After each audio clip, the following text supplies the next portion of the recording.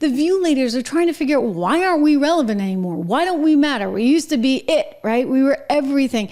And somehow we're not. Who's this guy, Joe Rogan? What are these podcasts? What are these influencers? What is this Twitter thing taking over? X these days. Here's Joy Behar lamenting it all, trying desperately to make herself sound relevant by working Joe Rogan into the equation. Watch. That's why people like our show, because they know that we are checked by ABC News. But we're checked by everybody. Yeah, I mean, if we're wrong, we have, the legal note here. Human legal note? But we went from Walter Cronkite, basically, to this guy, Joe Rogan, who believes in dragons.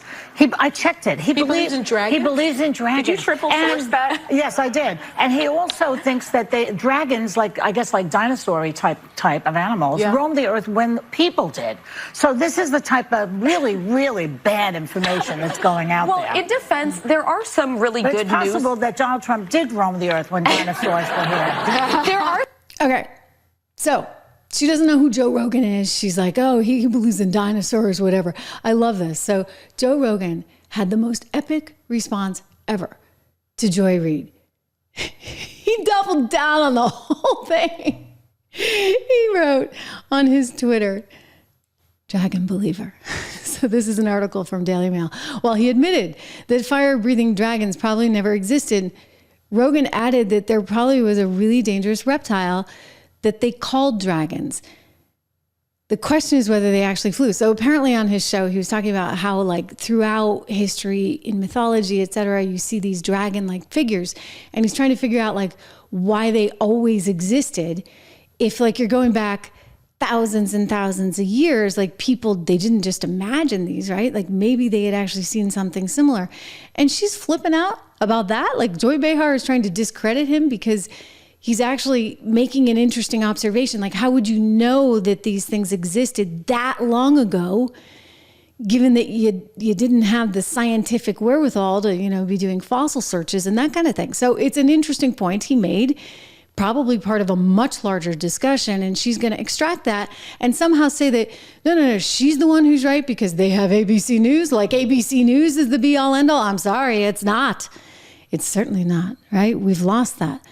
They are not relevant anymore. They're not relevant on MSNBC. They're not relevant at NBC, CBS, ABC, any of these places. It's why they are all being spun off or sold. Obviously, the headline's already out there with NBC spinning off all of its cable assets except for Bravo.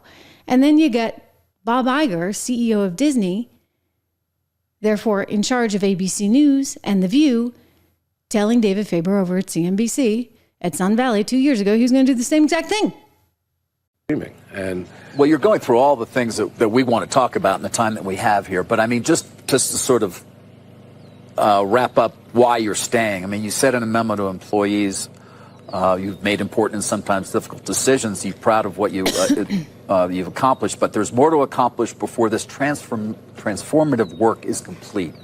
So what's transformative here, and what is the work that is going to take another perhaps 2 years or even more, even after you do leave, that needs to get done? Well, the transformative work, of course, is making sure that our cost structure reflects the economic realities of the business, and that includes disruption. Transformative work is dealing with businesses that are no-growth businesses and what to do about them, and particularly the linear business, which we are expansive in our thinking about, and we're going to look expansively about opportunities there because clearly it's a business that is going to continue to struggle. Well, let's stop there for a second then and let me ask you about it.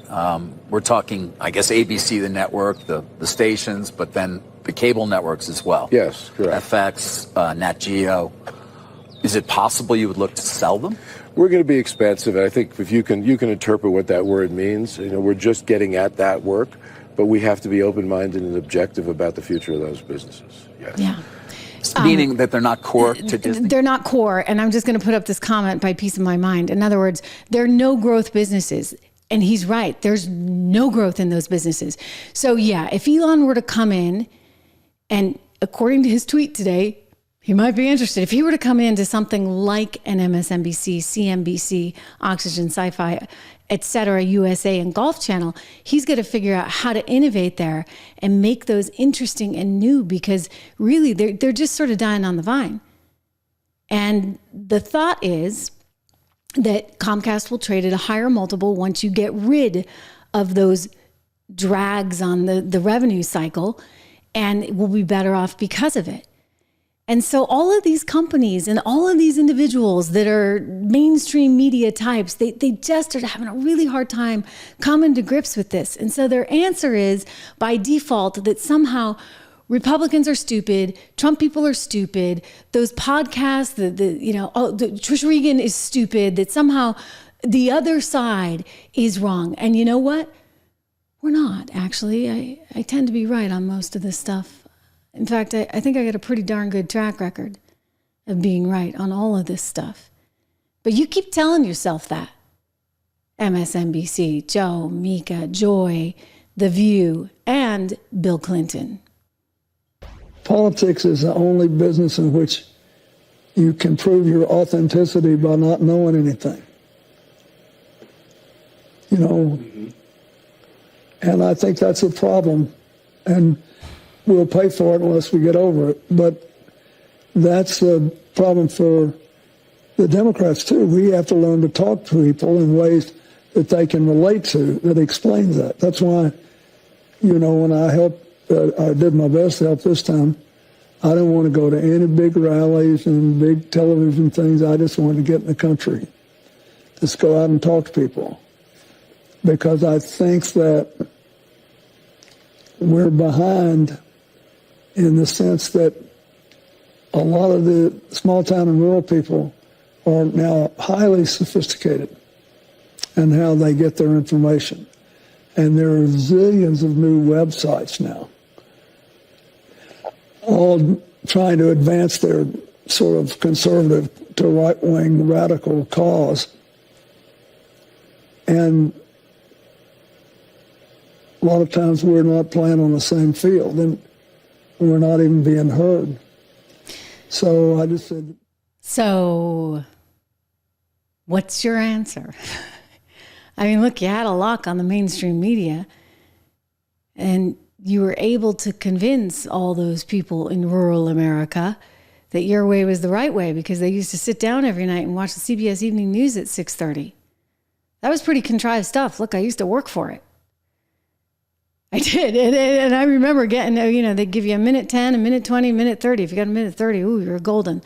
If you could ever get a minute 50, well, that was a sweet spot to be in. And you got a 10-second intro sometimes and a 10-second tag, and everything was scripted in between. And the problem with that medium is, by the time you're delivering the news at 6:30 in that very tightly scripted fashion, guess what? The news cycle has already moved on. And in fact, the stuff that you thought maybe was true in the morning turns out it's not even true by 6:30 p.m. And so over here, we're not as weighed down by having to edit and put the graphics in and the music and this, that, and the other and type everything into the prompter. Nope, there's no prompter here. I'm just talking to you. And so it's an entirely different kind of space. And I can be relating information to you in real time with real opinion and real analysis that's not contrived or somehow managed by one of the three-letter agencies. I mean, funny they were called NBC, CBS, and ABC when you think about it, right? Doing the bidding that the government wanted them to do. I mean, it's sort of messed up. It's part of why I started 76 Research. It's a big part of it, because it's similar, not just in news, but also in finance, right? There's certain sort of rules around what's done. I mean, Rob could tell you this. In fact, he's going to join us shortly, but he would tell you, you can only invest in certain companies because of DEI principles or ESG principles or this, that, and the other. And the reality is, as an investor, you just need to be investing in whatever works, right? Forget the DEI stuff, because let's be honest, it doesn't work. That was one of the most messed up things ever.